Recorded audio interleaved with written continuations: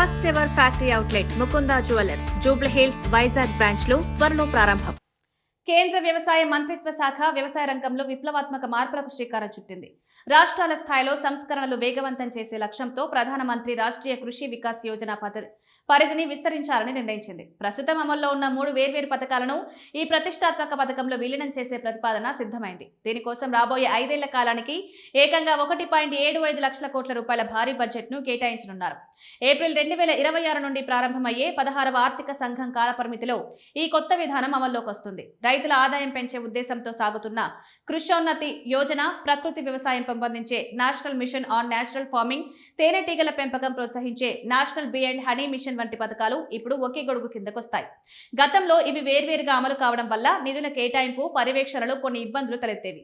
ఈ విలీనం వల్ల పరిపాలన సులభతరం కావడమే కాకుండా లక్ష్యాలను సమర్థవంతంగా చేరుకోవచ్చని కేంద్రం భావిస్తోంది. ముఖ్యంగా నీతి ఆయోగ్ సిఫారసుల మేరకు ఈ భారీ పునర్వ్యవస్థీకరణ ప్రక్రియ చేపట్టినట్లు తెలుస్తోంది. ఈ కొత్త ప్రతిపాదనలో నిధుల కేటాయింపు విధానం పూర్తిగా మారిపోనుంది. ఇకపై రాష్ట్రాలు వ్యవసాయ రంగంలో చూపే పనితీరు ఆధారంగానే నిధులు అందుతాయి. సంస్కరణలు అమలు చేయడం, నిర్ణీత లక్ష్యాలను చేరుకోవడం వంటి అంశాలకు అత్యధికంగా 30% ప్రాధాన్యత ఇస్తారు.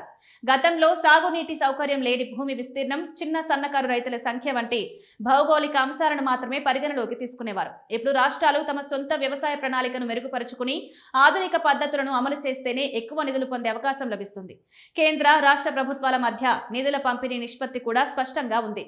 సాధారణ రాష్ట్రాలకు కేంద్ర ప్రభుత్వం 60% నిధులు ఇస్తే మిగిలిన 40% రాష్ట్ర ప్రభుత్వం భరించాలి. ఈశాన్య రాష్ట్రాలు, హిమాలయ ప్రాంత రాష్ట్రాల విషయంలో కేంద్రం 90% నిధులు సమకూరుస్తుంది. కేంద్ర పాలిత ప్రాంతాలకు మాత్రం పూర్తి స్థాయిలో 100% నిధులను కేంద్రమే భరిస్తుంది. ఈ నిధుల కేటాయింపు ప్రక్రియ అంతా రాష్ట్రాలు సాధించిన మైలురాళ్ల మీద ఆధారపడి ఉంటుంది. దీనివల్ల రాష్ట్రాల మధ్య ఆరోగ్యకరమైన పోటీ నెలకొంటుందని నిపుణులు విశ్లేషిస్తున్నారు. చివరగా ఈ ఏకీకృత పథకం వల్ల వ్యవసాయ రంగం సమగ్ర అభివృద్ధికి బాటలు పడనున్నాయి. సాంప్రదాయ సాగు నుండి ప్రకృతి సాగు వరకు అన్నింటికీ ఒకే చోట నిధులు దొరకడం వల్ల రైతులకు మేలు జరుగుతుంది. 2007లో ప్రారంభమైన రాష్ట్రీయ కృషి వికాస్ యోజన ఇప్పుడు మరింత శక్తివంతంగా మారి సరికొత్త రూపం దాల్చుతోంది. ఈ ప్రతిపాదనకు కేంద్ర మంత్రి మండలి ఆమోదం లభించిన తర్వాత పూర్తి స్థాయి నిబంధనలు వెలువడతాయి. రాష్ట్రాలు తమ వ్యవసాయ విధానాలను కేంద్రం సూచించిన సంస్కరణలకు అనుగుణంగా మార్చుకుంటేనే రాబోయే కాలంలో ఆర్థిక ప్రయోజనాలు పొందగలుగుతాయి.